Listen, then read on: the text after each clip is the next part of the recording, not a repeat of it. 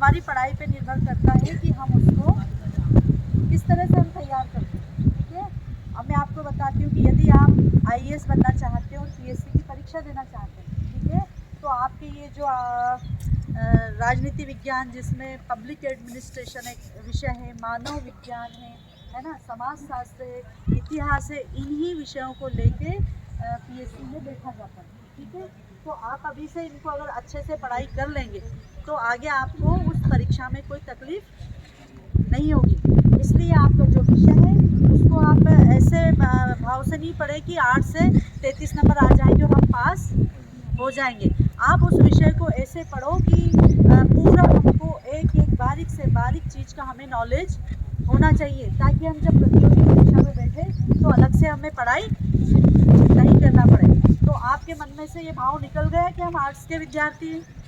बताओ, निकला ये नहीं तो बस मस्ती करी और 33 नंबर आ जाएंगे, कुछ पढ़ने पलट लिए, अर्थशास्त्र में पास हो जाएंगे, समाजशास्त्र में पास हो जाएंगे, ऐसा नहीं। मैं आपको ये बताना चाहती हूँ कि साइंस में, मैथ्स में पास होना कठिन है लेकिन डिवीज़न बनाना आसान है, और आर्ट्स में पास होना सरल है लेकिन डिवीज़न बनाना कठिन है।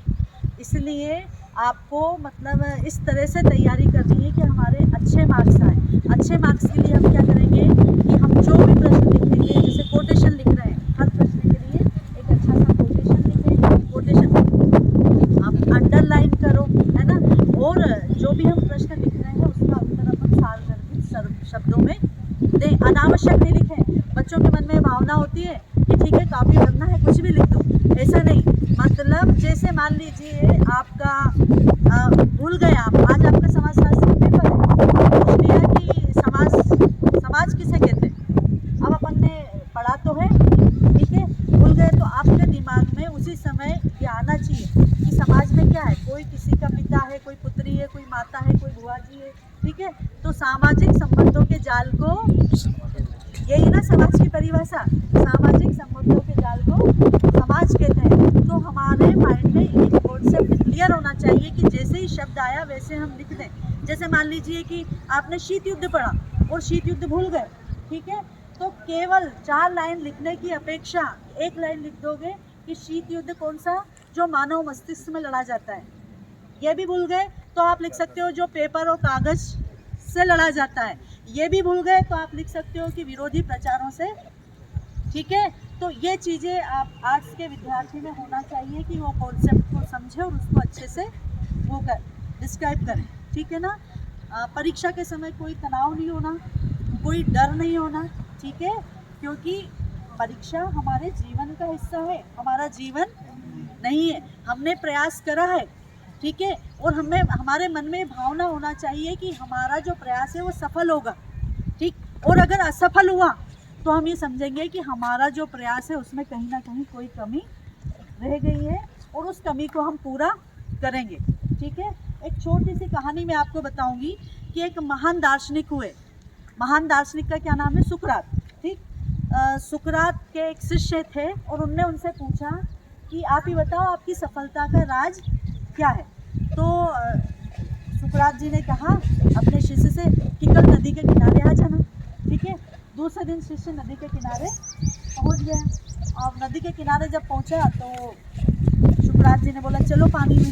अब वो तो शिष्य था, मैं आपको बोलूँ कि चलो श्याम पानी में, तो तुम चलोगे ना मेरे साथ, ठीक है। वो चल दिया। अब हुआ क्या, घुटने पानी में वो गए। उन्होंने बोला गुरुदेव बताओ, बोले और आगे चलो, ठीक है। और आगे गए, कमर तक पानी आ गया। बोले गुरुदेव बताओ, तो उन्होंने बोला और आगे चलो, ठीक है। फिर उन्होंने बोला गुरुदेव बताओ, गले तक पानी आ गया, ठीक है। कहाँ तक आ गया पानी? गले तक। उन्होंने बोला गुरुदेव बताओ, ठीक है। उन्होंने बोला और आगे चलो, ठीक। अब वो घबरा रहे थे कि ये एकदम इतना पानी में आ गए, करेंगे क्या। जैसे ही पानी गले से ऊपर गया उस बच्चे को डबोक दिया, ठीक है। अब वो तो बुरी तरह छटपटा गया, पानी में हाथ पैर मारने लगा, ठीक है। अब जब बिल्कुल व्याकुल हो गया तो उसको गुरुदेव ने ऊपर कर लिया, छोड़ दिया, ठीक। और बाहर निकाल के पूछा ये बताओ जब तुम पानी में थे तो तुम्हें कैसा लग रहा था, किस चीज़ की आवश्यकता है ना।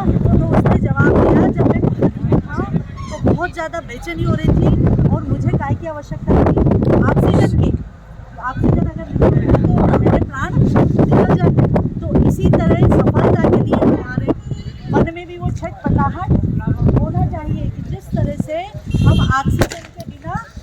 ऑक्सीजन के बिना हम नहीं रह सकते।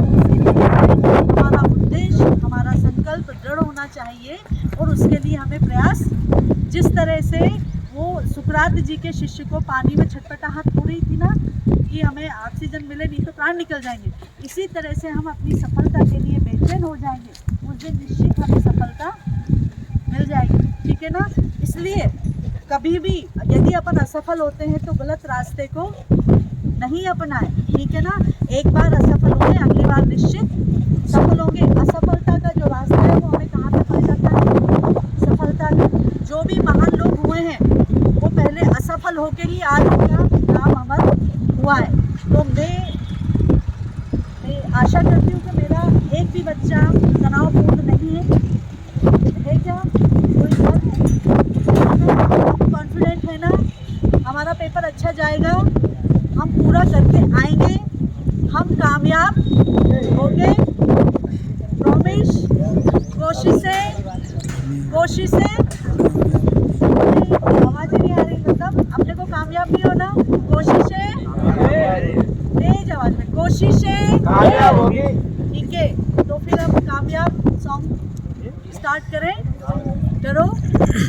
हम होंगे कामयाब, हम होंगे कामयाब, हम होंगे कामयाब एक दिन। मन में है विश्वास, पूरा है विश्वास, हम होंगे कामयाब एक दिन। हम होंगे कामयाब, हम होंगे कामयाब, हम होंगे कामयाब एक दिन। ओहो मन में है विश्वास, पूरा है विश्वास, हम होंगे कामयाब एक दिन। हमें डर नहीं है आज, डर नहीं है आज, जोर से, हमें डर नहीं है आज, डर नहीं है आज, हमें डर नहीं है आज के दिन, डर नहीं है आज के दिन। ओहो मन में है विश्वास, मन में विश्वास, पूरा है विश्वास, पूरा है विश्वास, हम होंगे कामयाब एक दिन, हम होंगे कामयाब एक दिन। अब अपने लिए तालियां, ठीक है। तनाव तो नहीं है ना, टेंशन भी नहीं, डर भी नहीं, अपना आखिरी पेपर है, बहुत अच्छे से करके आना है। पहले जो प्रश्न को बहुत अच्छे से आते हैं वो करें, और उसके बाद कम अच्छे जो नहीं आता है उसको भी अपने को करना है, ठीक है। चले अब, बेस्ट ऑफ लक,